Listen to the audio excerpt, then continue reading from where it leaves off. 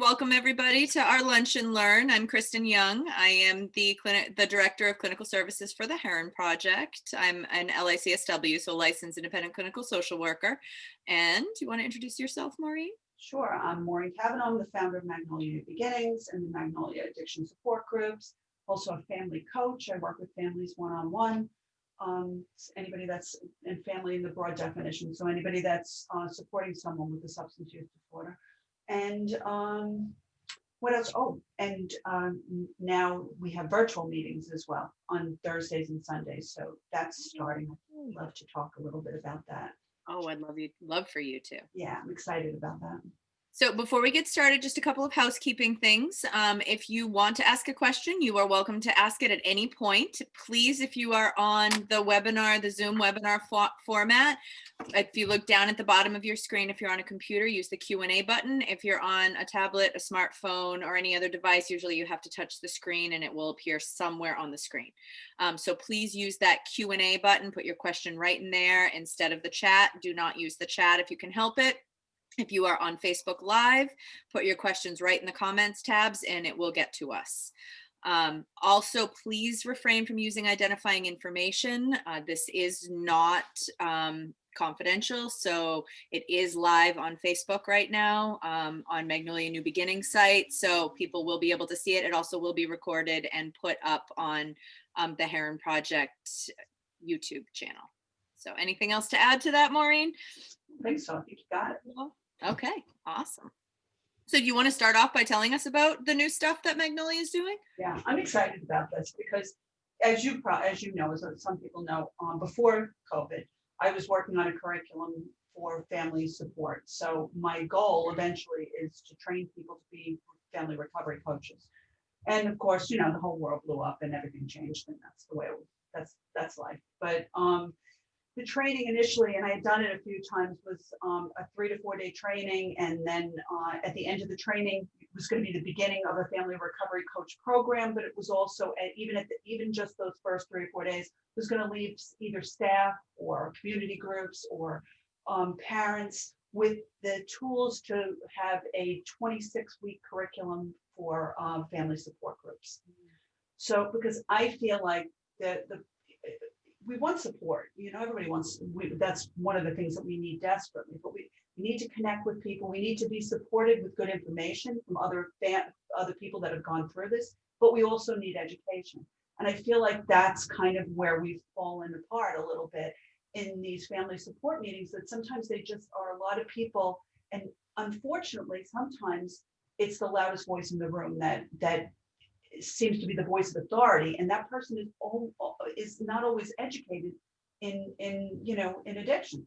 So what I've tried to do is, over 26 weeks, and then you flip it and you use it again, is to create this curriculum where the first 10 or 15 minutes are education.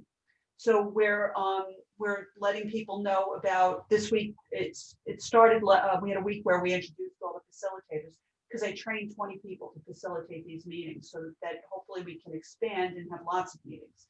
So I'm going to start out just Thursdays and Sundays. I'm going to do the Thursday meetings, and on Sundays, one of the facilitators is going to take over. So we're going to practice like that. But first 15 minutes or so are education. So this Thursday's Narcan. We're going to learn all about Narcan. We're going to do Narcan training, and we're going to, it's a Red Cross Narcan training that I'm going to show. And then we're going to talk about where to get it, how to get it, all over the country. Oh my God, that's awesome. That's the first module. And it's like all these things that parents need to know, but they don't know they need to know until after they needed to know it, right? And that was like the story of my life, the first couple of years, really, of going through this with my daughter. It's like, oh, I didn't know I needed to know that. And I didn't even know I needed to ask about that. And there's just so many things that I feel like you can take that first 10 or 15 minutes and use it as education. And then if we can do that, use it as education and have that, that beginning, and then we can open it up to a meeting. And then the last 10 or 15 minutes is some kind of self-care. So I have a couple of people actually that are, they're trauma trained yoga therapists. They teach meditation. So they're going to, for the last 10 or 15 minutes, they're going to teach some kind of self-care technique that you can take with you for the rest of the week. And, some of them will be like, didn't like that. And others you'll be like, oh my God, that really felt good. I know during the training, this woman, Cynthia, did this humming thing. And it was like, I don't know, I can't even, we put our hands in our ears and we hummed, but it was like, oh my God, that really it like made your whole body vibrate. Right. So I'm not explaining it well, but I'm letting somebody that knows what they're doing do that. But so that's what our meeting's going to be like. We're starting off on Thursdays and Sundays. That's so cool. Yeah, I'm excited about it.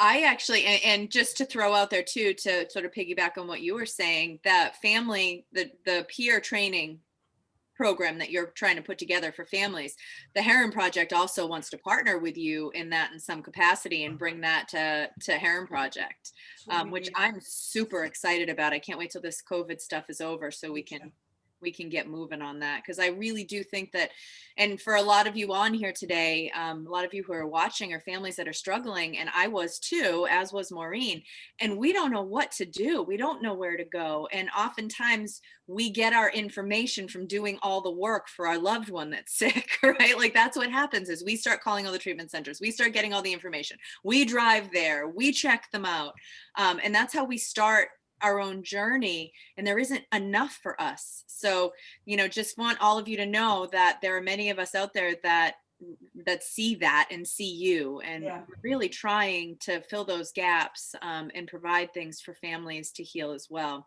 Because I know I'll speak for myself. I was pretty sick at that point. And I know Maureen is open and honest about that too. I always tell people I was the craziest person in the room. Wherever I went, I was the craziest person in the room. Yeah. And I wasn't, I might be in the field, but I wasn't really well either when I was doing it. So it's different when it's your own, when it's your person. Mm-hmm. Like that's why I feel like now that things have calmed for me, and my daughter's got a little over 3 years, and I was very lucky to get her to that point. I don't take that luck, which is a terrible thing that we leave these things to luck, but I don't take that luck for granted, ever, that she was able to get through this. But I feel like this can't just be pain. It can't be. And I want people to start at where I am now. I don't want them to say, I wish I knew that. And which is what I did the whole way through as I learned.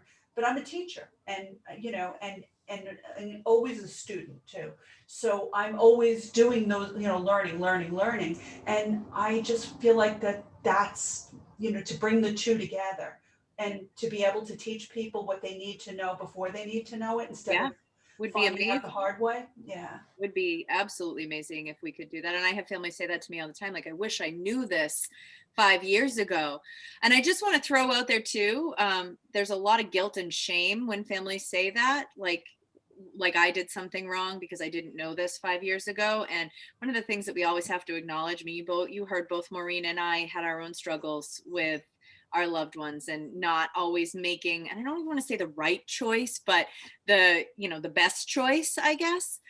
You don't know what you don't know. So try not to beat yourself up too much about any of that, because it's even me. I was in the field when I was going through it with my ex-husband, more in the mental health field, and it was the beginning of my career, but I was still there. And if I didn't know, right? If I made all of the quote unquote mistakes, for lack of a better term, how can you ever expect anybody that isn't even in that realm to understand? Impossible. It's impossible. And the information is kind of hidden because we're all full of the shame and the stigma, right? So that's why I know that's why you speak out about it. That's why I talk about it. I mean, nobody wants to tell the most personal, awful things about their life to the entire world. But the only way that people are going to understand that this can happen to anybody, and that it's okay not to know things, and it's okay to be a really good, loving parent and still have this happen to you, or a spouse, or whatever. I mean, this is who it happens to, because I have some of the most wonderful friends that I've ever known in my whole life. I've met in the last decade of doing what I do, and those people all have children that have gone through this. So, these are my friends. So I know who they are. I know who I am, and I know that this can happen to anybody. But, like I said, it can't just that horrible experience can't have been for nothing. It's something good has to come out of that. And that's kind of what Magnolia is, and everything I do is now. Yep. And same thing for Herren Project. I mean, we were born out of Chris Herren's struggle with heroin and with, various substances and the loss of everything that he had. And then he started to rebuild and he wanted to help. And most of us that work here have similar reasons. They're either in recovery or love somebody that is either in recovery or should be in recovery. And we find our way to just wanting to give back and to help. And a lot, and that's why most of us, I think, end up here. Mm-hmm. So I guess I say that because you don't ever feel don't ever be afraid to ask a question of people like Maureen and I, because most of the time we have been there. We understand it from the inside. We're not going to judge. I know that I work with and know many, many, many people who are in recovery, and they're some of the best people I've ever met. I've actually learned along the way that oftentimes the people that get sucked in the hardest by this disease are the people that are the most sensitive and the most kind and the most loving, and they do awful things when their brain is sick and they're under the spell of whatever substance it is that they. And you know what the perfect analogy is with that is, we get like that too, right? Yeah, we do. Talk about that, and there is nothing that I wouldn't have done to save my daughter, because at my craziest that I would have justified. Yeah. Well, you were about to beat somebody up with a baseball bat, if I recall. Had I had the opportunity, he would. Well, he's no longer with us anyhow, but we won't go into that. How that happened? No. That was you, right? That had nothing to do with you. Nothing I'm going to admit to anyhow. But I mean, there's nothing I wouldn't have done. So why would there be nothing they wouldn't have done? That's what I tell people. People say to me, I can't believe they did this to me. It's like, they didn't do it to you. They really did it to themselves.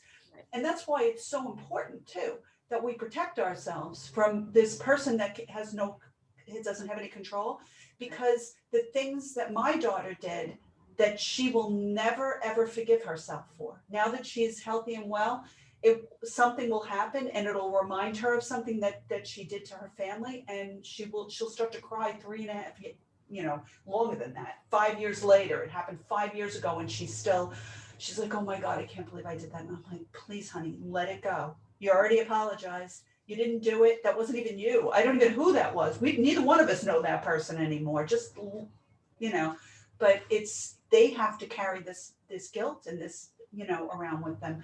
So we have to protect ourselves for them. We can't allow them to do certain things, because we have to be the logical one. And the only way we can do that is to do the hard thing, just like we tell them to do, and take care of themselves. And I just want to throw out there, feel free to ask questions at any point. We are taking questions, so feel free to throw it out there. But I'm glad you brought that up, Maureen, because that is the trauma, and it is trauma when one of our loved ones is using and they do something unspeakable to us, right? These are the things that we have the most shame. We can't even believe that they would do to us. We feel unloved and all of those things. But when they're doing that, they're not well while they're doing it. And it creates trauma for both of us. So I'm in the situation, okay, where I'm the one who needs to try to be in the most control, right? Because my brain, it might be moving towards illness in some ways, but it's not affected by the substance. So I have to really work hard to put boundaries around my loved one to keep them from hurting me, because I'm just adding to their trauma when I let them, when I let them steal from me, when I let them physically assault me, or verbally assault me, whatever it may be, or both a lot of the time. That is the trauma. That is the stuff that they don't want to face when they're sober. So it's going to keep them escaping with the use, okay? And I'm not saying that's your fault. It is not. But it is something that we can work against, that we can work towards putting those boundaries up. And oftentimes we don't want to put the boundaries up because our heart's breaking for them and we want to fix it. And we end up putting ourselves in situations where we get hurt again. Right? So not only are we protecting ourselves and we're protecting the relationship, because I'm going to tell you, you think you will never walk away. I see it all the time where people eventually have to, for their own sanity and their own well-being. And I get it, but we don't want you to have to walk away. And if Right. you can put boundaries up with them, you're protecting them from themselves and what they have to live with that they've done to you, and you're protecting yourself and the relationship. Yeah. I mean, a perfect example is I knew she was using again. I didn't want to believe it. I thought, I wanted to believe that what she was telling me. Yeah. She still had a key to my house. I still left all my stuff out, my jewelry out. And I said to myself, I really should put this stuff away. And I was like, nah, she would never do that. Well, she would never do that. She wouldn't, but the drugs would. Her on drugs was a totally different person. And she wound up stealing all my jewelry, including the engagement ring that her father gave to me. And when she got engaged, instead of being happy, all she could think about is, why do I have an engagement ring and yours is gone? Mm. So this is like, it not only, it's like, it's the gift that keeps on giving trauma, you know what I mean? It just Yep. keeps, it just keeps on doing it to her. And I have to listen, it's over with. All that I care about is that you're still here. But Right. it would have been so easy for me to lock that stuff up and it would have never happened. Other terrible things would have still happened, Mhm. but that wouldn't have happened. It would have been one less thing. So I always tell people, even if you think not in a million years, lock up your stuff anyhow, put it someplace and put it in a safety deposit box somewhere if you don't wear it all the time. It was like all family stuff, it wasn't it wasn't anything I wore all the time, which is why it was home to be stolen. But I always tell people, think about these things because they will regret these things for the rest of their lives. And, but not to mention it hurts us too, but as any parent will tell you, it's like, that's the least of our problems, right? When it's our child, we don't care. Yeah. It's Right. it's all about them. So, Yeah. right. Absolutely. I mean, and I hear those stories all the time, and I have some myself. It's a hard thing to do when you desperately want to trust somebody and you don't want to believe they would ever do that to you, and you just got to continue to remind yourself that it's not them. This Right. isn't them. This is a version of them that has been completely hijacked, and their brain has been hijacked. So you can almost, like, sometimes I'll say to people, like, just pretend that they have a brain tumor. Pretend it's not a substance, because it's really how they're acting right now. And their brain is very, very, very sick. And they're constantly battling. I have to geek out for a second on you guys and talk a little bit about the neurobiology behind addiction, Yeah, because I please think do. it helps us as family members to understand the why behind a lot of this. So, you have the middle of the brain where all of the survival tactics are, right? That keeps us alive, it keeps us breathing, it's all the instinctual stuff. And you have the outside of the brain, which is the last to develop, which is what separates us from other animals. It's the cortex, and it's all of our impulse control and our critical thinking and all of that. When you add a substance in, the middle of that brain that keeps us alive learns that this substance removes pain. Now, from an evolutionary standpoint, this is incredibly important, because if we didn't move away from pain, we would have died out. So the middle of the brain learns what removes pain. And what do you think drugs and alcohol do? Right? There isn't anything out there better to remove pain than drugs and alcohol.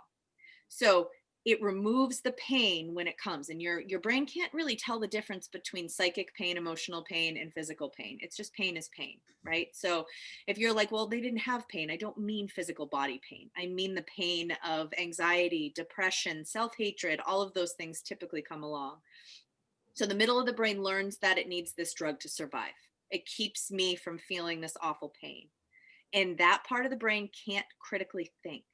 It's all impulse related. It's all like underneath the surface. Now, the outside of the brain is where the critical thinking happens, right? So, what we need to do and what treatment is the outside of the brain learning that this actually doesn't remove pain. It might in the moment, but it creates more in the long run, right? So, that cortex, that outside, has to learn that this drug is creating more pain than it's taking away. Mhm. So the best way I have to describe it, and this is the way I want you guys to think of it: devil, angel, right? That middle of the brain becomes the devil, and the outside of the brain is the angel. And when somebody is using, the angel is teeny tiny and the devil is Huh. really huge. Okay. The devil's screaming in their ear and the angel is barely a whisper. So when they start to get sober, when they try to get sober, that devil just keeps screaming and you can't even hear the angel.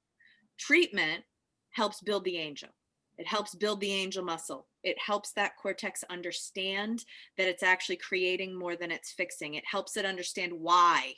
So then you start to strengthen that angel, and you can actually really see this, right? You can see all of a sudden they become more ambivalent about the drug. They start talking more about wanting to get off of it, right? This is where you start to see the change talk. So I just want to throw out there, just for anybody that has a hard time understanding the why do they keep doing this? Why don't they stop? That's why. It's because Right. that angel the angel hasn't learned yet. The angel it's not big enough. It hasn't been flexed enough. It hasn't been given an opportunity to grow, right? And this is why treatment's so important, because we gotta strengthen that angel. And when they're out in the world, the devil's even bigger because they have access. And I don't know if you've ever noticed, but if you have access to chocolate cake, you want chocolate cake more. Sometimes you don't even think about chocolate cake when it's not around, right? When you have access, Not around. well, in my house, I can't have it around. I have to drive somewhere to get it, or I'll eat the whole thing, right? But when you have access, you want it more. So when they're in treatment, the access goes away, the devil gets smaller. Yeah. It gives the angel an opportunity to grow. And Okay. it's time.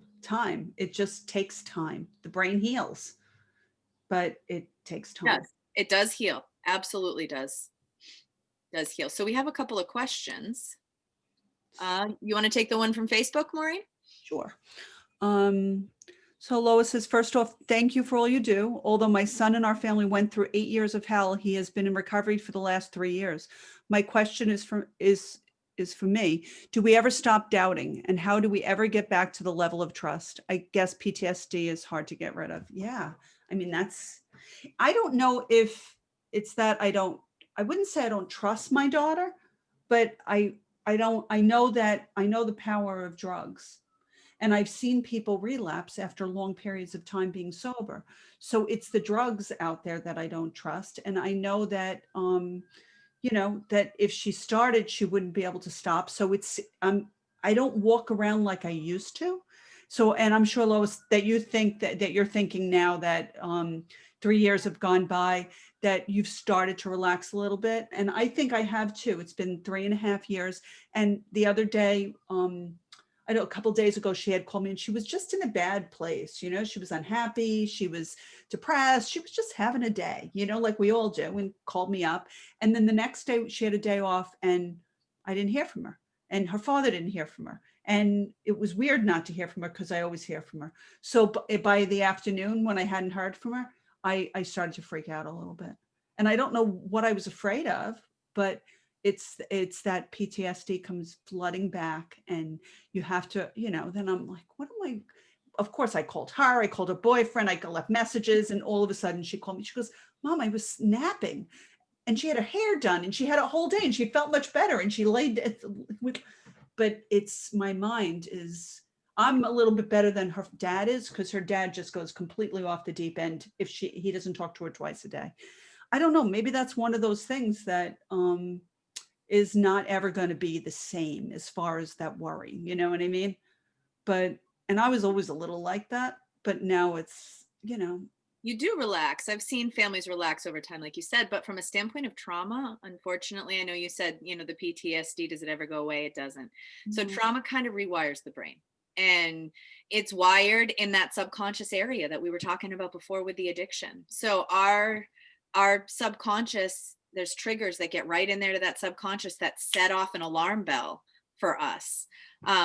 You cannot remove trauma. It doesn't go away. What you can do is rewire, wire around it. So think of it like a bad electrical system that you can wire differently, but around it. You can't get rid of it, but you can make other pathways.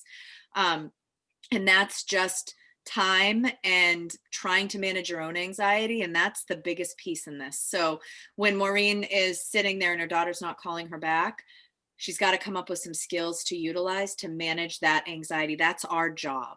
Okay. Let's talk a little bit about what to do. Right. So what those things are. And one of the things I want to throw out there too, is it's not their job to remove our anxiety. Okay. We blame them for our anxiety, but our anxiety is ours to own. It's not theirs, and it's ours to manage. So what can you do when you're anxious? First of all, what do you do when you're anxious? I want you to ask yourself that question, because what you do, you have coping skills. If you've lived, more than 20 years on this planet, most likely you have some coping skills, especially if you didn't turn to drugs and alcohol, to get through difficult times.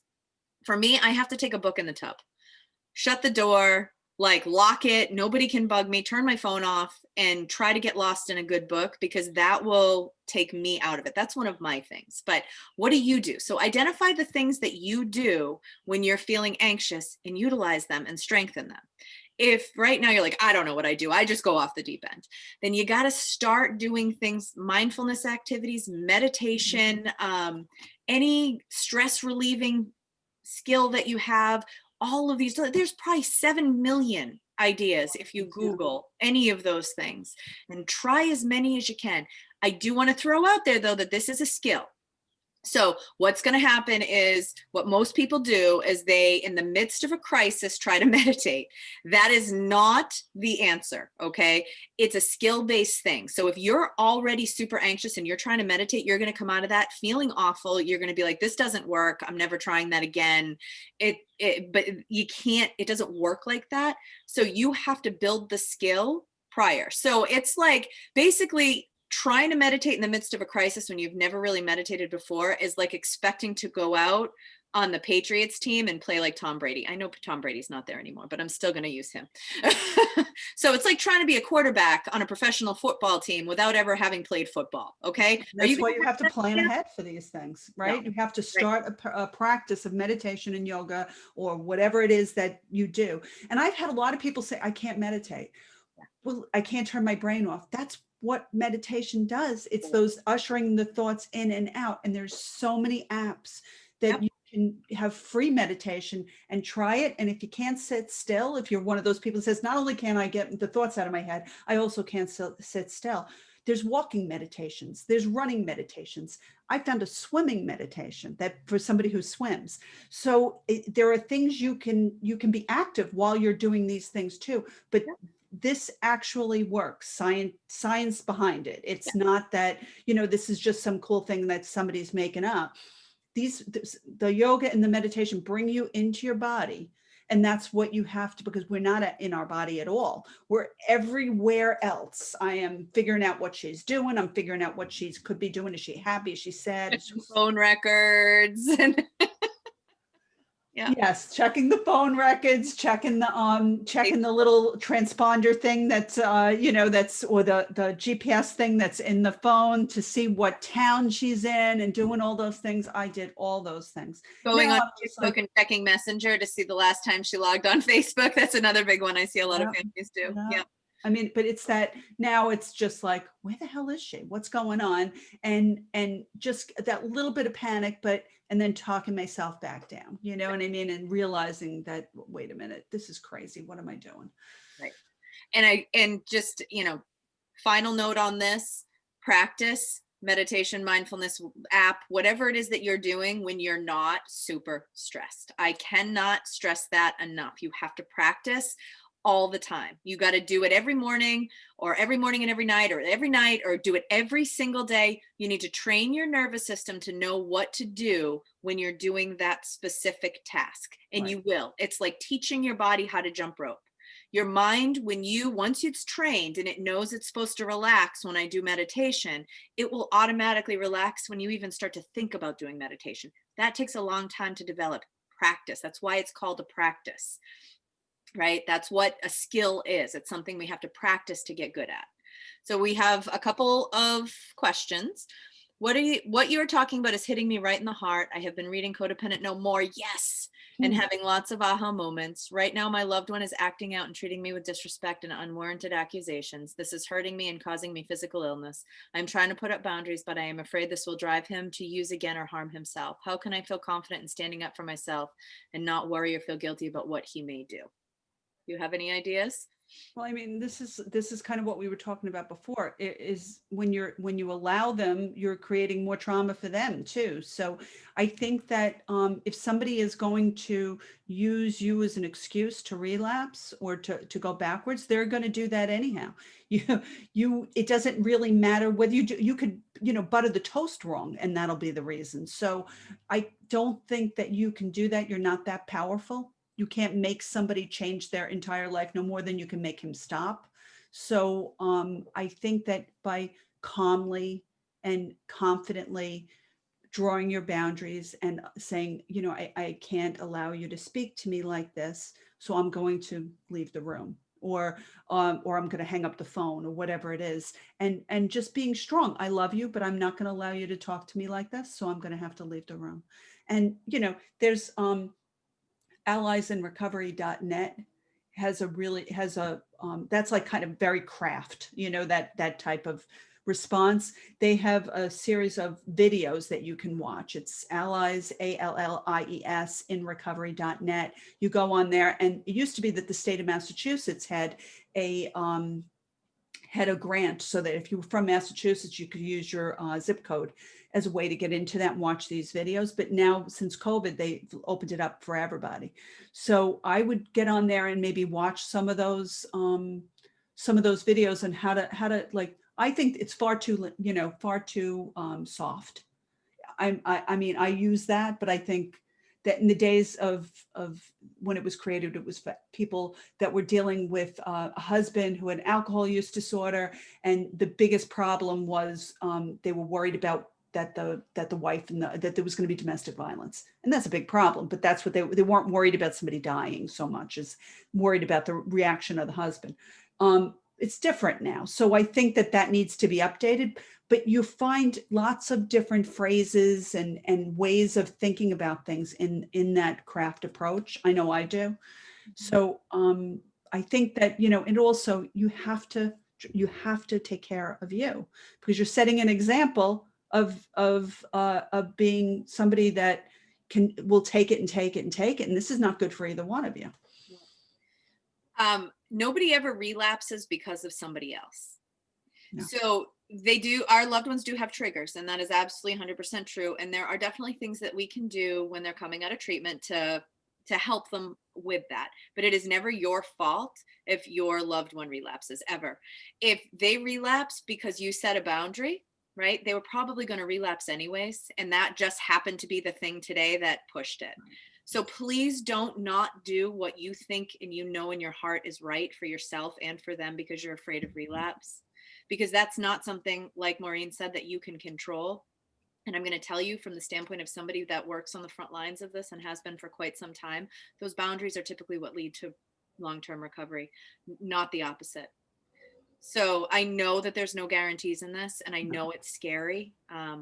And you have to do whatever feels right to you in the moment, because we may not have a tomorrow. And I want to just own that and say it and understand that that's true. And there's never any judgment, but boundaries are typically what lead to long-term recovery. And if you read Maureen's book, you'll see that is.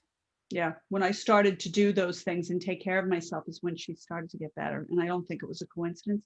I would also look into post-acute withdrawal syndrome, because a lot of this is probably what you're seeing, and it may not be your loved one, you know, getting ready to relapse. It could be it could be part of the process. They don't feel good. Right. And then maybe hand off the information to them too, because they might not know what's going on with them.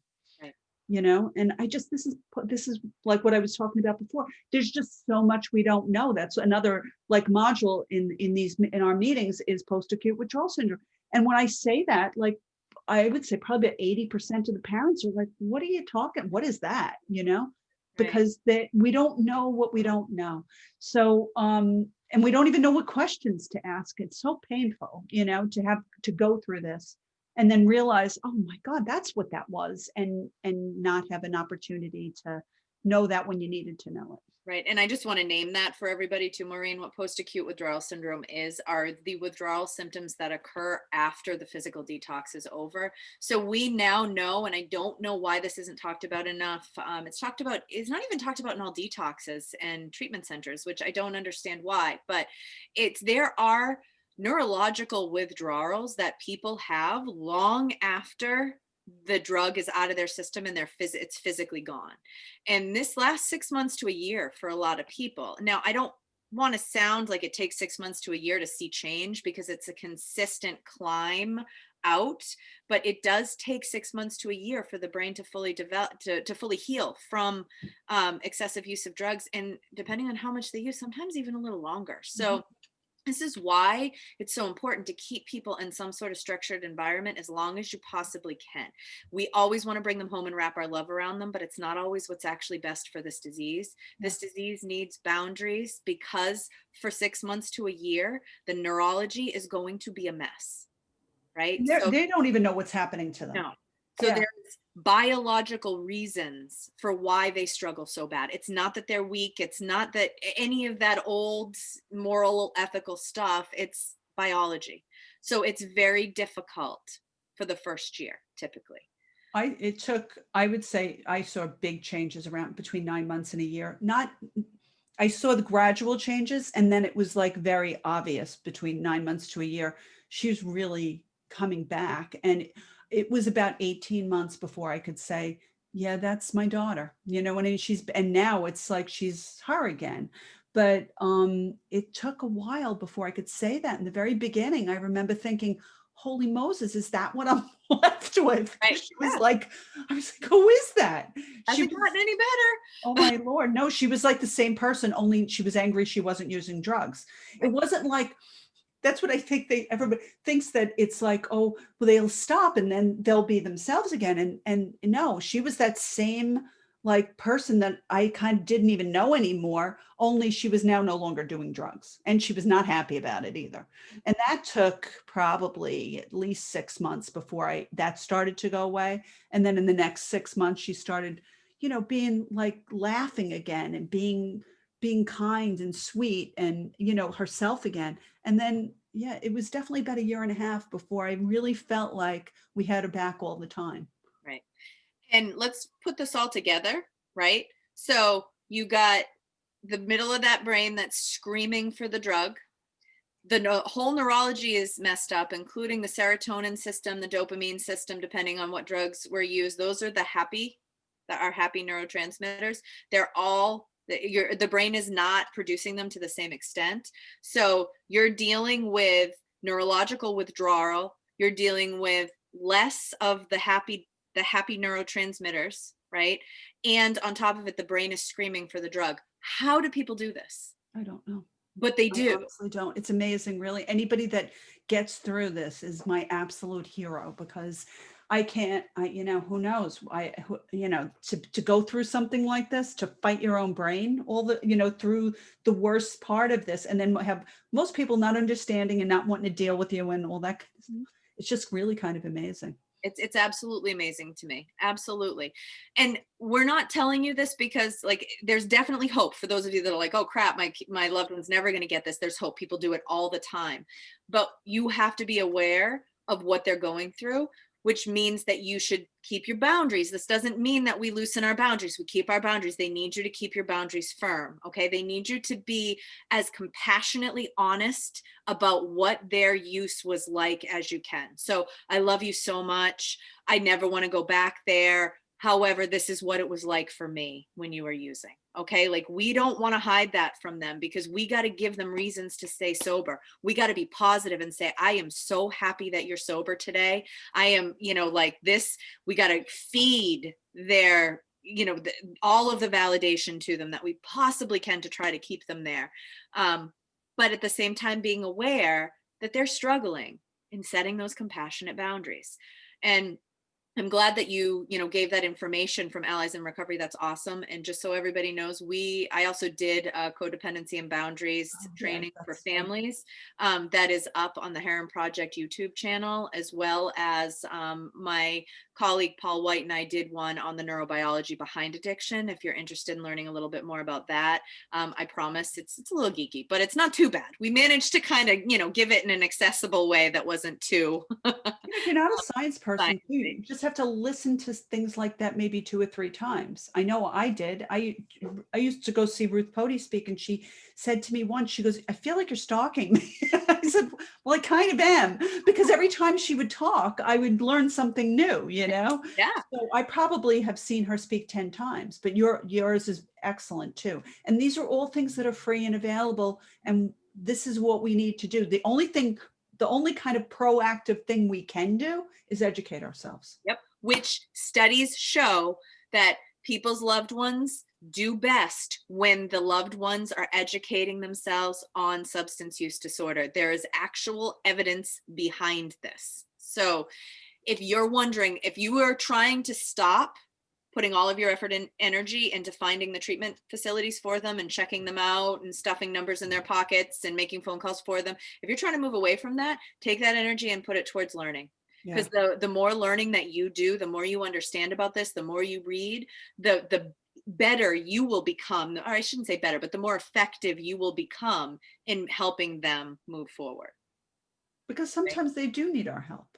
They do. I mean, I just had a call from a mom before we got on that her daughter has some significant mental health issues and addiction.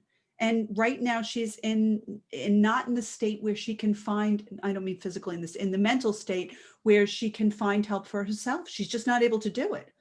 So she's like, I don't know. Am I enabling her? No, you're enabling her. She thinks she has like an eye in the middle of her head. She's in like a psychosis, for God's sake. She can't call treatment centers right now. You have to help her. Right. So we've gone so far in the other direction that people are afraid to help their loved ones. Right. So, and that's from listening to the loudest voice in the room. So we have to educate ourselves. Yep, absolutely. I do want to just read this one comment that we have that I think will be very helpful for a lot of you out there listening today. Woman says, thank you so much for all you do. I myself am in long-term recovery from heroin. It has been 8 years. My dad used to call me multiple times a day. Now it's 1 to 2 times a week. I think it gets better. Oh, that's awesome. Congratulations. And congratulations. 8 years is amazing. Yeah. I love to hear those stories. So see, everybody, it does happen and it does get better. It just takes time. And the more work we do on ourselves, the more work they do on themselves, the better. And the less we try to control each other, the better it gets. Yeah. Yeah, definitely. One more question. I've been noticing a lot of old behaviors coming out, manipulating, anger, sadness, and tears when trying to get what my boyfriend wants. And seems to go in a cycle because we've been arguing frequently. Does this addict behavior ever go away? I don't want to look at that as addict behavior. It is behaviors that a lot of people who have substance use disorder are utilize, especially because it helps them get their needs met. But typically a lot of these behaviors developed pre-addiction. And they just kind of get reinforced. So it's kind of like what you're dealing with. So the problem, the foundation, with the addiction as the symptom on top of that. So the addiction is the house, okay? The problem is the foundation of the house. And these are the things that oftentimes having difficulty regulating emotions, having not a lot of coping strategies outside of the drug use. Those are things that people are going to struggle with and to be honest with you, I mean, if we're real about this, a lot of us that didn't end up turning to drugs and alcohol struggle with some of this too. It's not unique to people with substance use disorder, right? So what you're seeing now is more of the problem, okay? Which are what I was talking about before: depression, self-hatred, anxiety, lack of coping skills, and that's his work. And do they get better? Typically, yes. Especially if you draw boundaries. That's what I was just going to say. Thank you. Sorry. No, I'm glad you took it. I had to pause for a second because my thoughts got jumbled and you took it. I'm happy. Now, my next sentence. We can finish each other's sentences. I know we really can. We're at. I'm always taking a class, right? So I'm always doing something. I took this webinar on from this guy that's a hostage negotiator, because I feel like this is a lot of the same skills that we need, right? Very true. Yeah. And when he was speaking, I was like, and I can't think of his name right now. Very famous guy who wrote a couple of books, but he was a hostage negotiator. And I was like, that's what I felt like when I was doing this. And this kind of goes to that other question too, about I'm afraid if I do this, that they'll do that. And his never negotiate from a point of fear. And I was like, oh my God, yeah. You take such like very novel approaches to this work. It's awesome. I love it. Because that's who I felt like I was a hostage. And that if I made the wrong move, that that, that something bad was going to happen. But it was like a lot of the same skills that he was teaching to negotiate with somebody, or, somebody who was, he did also somebody who was standing on a bridge wanting to jump off, and the things that he would say. And it was really, really interesting. But I mean, that's the big thing that I took from this, is you can't negotiate from fear. If you're trying to draw boundaries and you know that you're being fair and reasonable and loving in your boundaries, that you're not just being, angry or a jerk, because, we all have that little bit after being pummeled for how many years, right? But as long as we know that we're doing this from a point where we still are doing it in a loving way, I think that that we can't do that out of fear, with fear in the front of it. Otherwise, we will just lay down and with our wallet open and just say, just stand on me while you take my money out of my wallet. Because, and then we're traumatizing the person again, right? They're doing this thing that we've allowed them to do. They feel bad about it. We feel bad about it. And this is not going to a happy, healthy end. And one of my favorite things, I mean, I work with people who have substance use disorder all the time and have conversations about this with them. And when I tell them, when I call them out on their manipulating behavior, they smile. They know they're doing it. Okay. God, yeah. This is, a lot of that is not, so try not to let it work, and not in an angry way, right? Like, this is like no, thank you. That's not going to work for me. But like Maureen said, we're afraid. I remember the eggshell walk. I remember it well. Coming in and trying to feel what the energy was like in the room before I even spoke, because I needed to know, because what was going on in that room was going to depend on how I was going to behave. Right. Mm-hmm. And we don't want to do that. You don't want to be the hostage in your own home and the hostage in your own relationship. You can't let that work, you guys. You can't. And this doesn't mean we yell and scream and call names. We got to try not to do that, because at least that's how I behaved. I would hold it all in and keep the peace until all of a sudden the top would fly off and I'd become a version of myself that I'm not proud of, and I probably never want anybody to see. Yeah. And that's how it works. We can't. Yeah. All that does is damage the relationship and damage them even more. Or we do it with other people that aren't even involved in this. Right. Yeah. I was famous for. That's why I held it all in with her. But then I, would try to like run somebody off the road. Yeah, right. Absolutely. So I mean, yeah. So that we can't do that either. That's where the self-care comes in.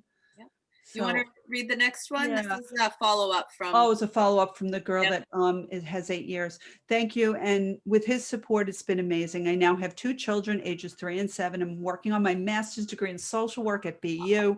I have my own home, such an amazing relationship with my family. I also get to work now with families impacted by substance use disorder. Every day is such a blessing. All is possible for those who believe. That's what my dad always told me, even in my active years. Oh my God, that's so awesome. This is what happens, though. Yeah. I mean, it really does happen. And it's hard for somebody in the middle of this to see that that's possible. But I see it happen all the time, or I wouldn't be able to do this, would you? If I didn't see the good stories like that. I see those stories all the time. And over the years of doing Magnolia since 2014, I've watched people that were in such pain, parents that were in such pain in 2014 and go on like that for a couple of years. And now their kids are well and they're having children. And I mean, it's just, and getting married, and it's amazing. Yep. So those things, they happen all too often. We have the bad result and we lose somebody, and that, and we're terrified of that, because what could be worse than that? But that's not always what happens. No, it's not.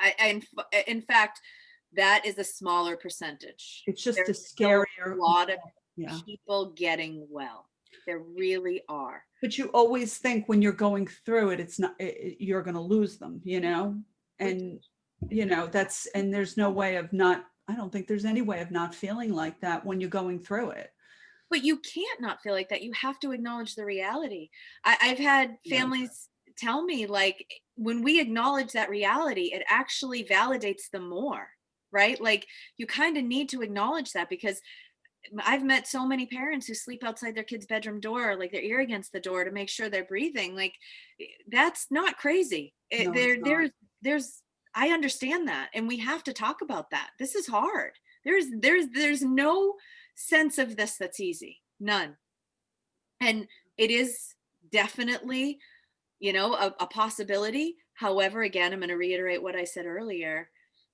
Moving towards recovery, us putting up compassionate boundaries gives us the best chance of that. Right. And another one of my things, I'm sure those of you that attend these regularly have heard me say this before, but I like to think of substance use disorder on a scale where you have the pain of addiction and pain of active use on one side and the pain of sobriety on the other. And the reality is that's what your loved ones are choosing from. They have to choose between being in pain and being in pain. Okay. And the drug, alcohol use, the pain of active use, you get immediate relief from the pain. The pain of sobriety, the pain of recovery, you do not. It takes a lot of time sitting in that pain and a lot of work to get out of, right? So if you think of it as a scale, as long as we are keeping our loved one comfortable in that active use, why would they ever stop? Because the pain that they have gets removed immediately, right? And if we're keeping them safe and warm and comfortable in our homes and our beds, and we're feeding them, we're meeting all their needs, it's going to work for quite some time for people. When we can let the natural consequences of the use take hold, we might tip it in the other direction. So if they're a little hungry, if they're a little cold, if they have to actually face not having their lights on, this is when I see happen all the time. The parents or loved ones don't want their loved one to sit in the dark. Well, I do. Because if they spent all their money on drugs, I want them to sit in the dark because I want them to go, oh man, what am I doing? Right? So that is adding more pain, natural pain, not punishment pain, not us going out of our way to punish, right? Right, totally but the different. natural consequences of their use to tip that scale. Right. And this is where it gets really hard for families. And I get that. I'm a mother and I pray I never have to make that decision because I don't know if I could. Mm-hmm. Right. But I know as a clinician, as a provider, as someone that's been doing this for many years, that sitting in the dark helps to tip the scale in the favor of recovery. And it's different for everybody, that It is. decision. And people Yep. can only do what they can do. And Yep. there's ways of doing that and still letting them know that they're loved. Whatever it is you need to do. My daughter could not live in my house. She couldn't. But there was never a moment where she didn't feel like she didn't know that I loved her. Yep. So And ways of doing that. Saying to them when they call you to fix a problem, right? Which we all know is what to say to them. That stings. What do you think about it? Right? That's the best thing to do. That's the best line of that's a line that I wish I had known years ago and I didn't. And it's so simple. That and no is a complete sentence. I like that one too. I like that one too. That one is awesome. Yeah, oh my God, that sounds awful. What are you going to do? Right. Oh, and then in the beginning, they're going to say, well, that's why I called you. I want you to pay my electric bill or my rent or buy me groceries or whatever it is. Pay my drug dealer. I mean, that one comes up a lot too. A lot. Right. And it's a scary thing to not fix. But even if you're eventually going to help them with it, at least ask them what they're going to do about it first. Make them think, make them sit in that uncomfortable space of not knowing if the problem is going to be fixed. Yeah, absolutely. We have another question. So, yeah, I attended a 10-day inpatient family program when my son was in treatment. With a lot of work, I feel I am past the stage of having to check in with him every day. I need to give him the trust he deserves that he has proven through his hard work. I realize I have no more control over him than I do my other 3 sons who do not struggle with the disease. No one knows what tomorrow will bring. We can only work on today. That's absolutely true. I would love to know where a 10-day inpatient family program was. I would love to know the answer to that question. I know that Karen had one. That's what I was thinking. Yeah. That's the only one that I really know of off the top of my head, but it is something that we could really. That's what we need to be doing. Yep. Thank you for answering that. Program. I mean, that's amazing. That's what we need to do. That's why they have such great results at Karen, because that's what needs to happen. And there used to be family programs, and for some reason now they think that, that's somebody else's job to educate the family. I don't quite understand that, but. And when there isn't anybody else out there to educate the family, who's going to do it then? I mean, if our loved ones are getting well and then they come home to us and we're still sick, we're really not doing them any favors, right? We have to work on ourselves. I mean, imagine, like we're talking now, imagine 10 days of this where you're learning and you're sharing with other people, and you're coming out of 10 days strong and educated and supported and connected to resources. Absolutely. Oh my God. And this is the places, and one of the things that we do in our support groups, and just so everybody's aware, Herren Project does free online virtual support groups. We've been doing them. And the trainings too. And yep. They're all free. You can get them right on our website. Our YouTube channel has a ton of trainings, and so we do offer a lot of resources. Please go to our website and check it out at least a few times a week. If you want to join as many as you can, our support groups, you can have these discussions. But what I often find are families need to talk about the why so badly, but if I don't find him a treatment center, he's never going to go. I have to. Right. And you got to have those discussions with people who understand it, who have been there, who can explain to you why that really isn't the best approach. Because honestly, before I knew, I did the same thing. Of course I would. He's struggling. I want him to get well. I'll do all the work all day long. I'll do all the work. Right. I'll drive him there. I'll drop him off. And then when he decides not to go, I'll scratch his eyeballs out. Right. That's what we do. And unfortunately, it just doesn't work. You know what I want to talk about next month maybe is about drawing healthy boundaries. What does that look like? Yep. Because I always love when people want to make the boundaries and they want to make the contract, but they want to make it without the person that they're making it with. It doesn't work like that. You need buy-in from somebody. So my other crazy thing, so I was a mediator, and I've done mediation training years ago. And they always say in mediation, when both parties walk away a little bit unhappy, that's when you know you did a good job. But that's kind of what you have to do, a little give and take. You're not going to get any buy-in. Yep. So maybe we can talk about that next time. I would love to talk about that. That's one of my favorite topics. So this is up on Herren's YouTube channel. It will be. Yep. It's not right now. It should be available in Magnolia too, because it was recorded, right? Yep. So because somebody just asked that. So yeah, it should be available to watch afterwards. So. Yep. This was good. Yep, it's always awesome. I love doing this with you, Maureen. No, me too. So I just want to end by always giving a shout out. Somebody earlier in one of the questions mentioned the book Codependent No More by Melanie Beatty. She's awesome. It's an awesome book. If you're struggling with some of these things, please read it. It really helps for those of us that have a tendency to try to fix. We're the fixers. We're the hard lovers, right? That we try to fix everything. It's a great book to kind of get us to understand why that's not the best approach, especially with substance use disorder. And that phrase we were talking about earlier too, Maureen, that, so what do you, oh my God, that stinks. So what are you going to do about it? That came from a book that I read called Saving Jake by Deanne Burwell. She's a mom's journey with her son through substance use disorder. She gives a lot of the neurobiology behind addiction in a very accessible way. She did a ton of research. Her son is in recovery. Those are two resources that I find very helpful for families.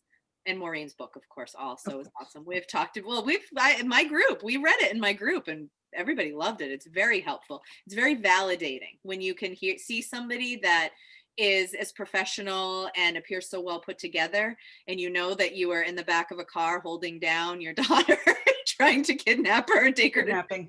It's like, okay, so I'm not really like, what we do isn't that, it's insane, but it's not. It actually makes sense. No, there's like 5 felonies that I didn't get caught for in that book. It's like, when I say I was crazy, right. But this is what happens to us, and this is what this disease does to us. Yeah, absolutely. And her book is called If You Love Me. She's not going to say it, so I am. Yeah. I always feel weird about that. It's in the libraries too. You don't even have to buy it. Go to the library. And she didn't pay me to say that either. And we did at the Herren Project all on our own, buy it for all of the members of my group so we could all read it. So that's how much we love it. Thank you. I think we have one more Thank you both. Very informative. Thank you very much. We Thank you. And we'll be here the first Tuesday of every month at noon. Okay, and we'll, Magnolia's groups are Thursdays and Sundays starting this week. They'll be you can get to them by going to magnoliarecoveryresources.com, filling out the form, and you'll get your invitation. And Herren is pretty much the same thing, different website though. Yeah, herrenproject.org. If you go under the support tab, you're gonna see a virtual support group, or maybe it might say online support group. And you click that and all of the support groups come up. I think we have 17 right now currently going. Family groups, spousal support group, parental support group, group for people who have adolescents who are struggling, and grief group for, unfortunately, the people who have lost loved ones. Excellent. And Thank they're you. all free. Awesome. Free. Free. Okay, you guys. Thank you, Maureen, and thank you to Thank everyone you. who joined. All right. See you next month. Sounds good. Bye. Bye.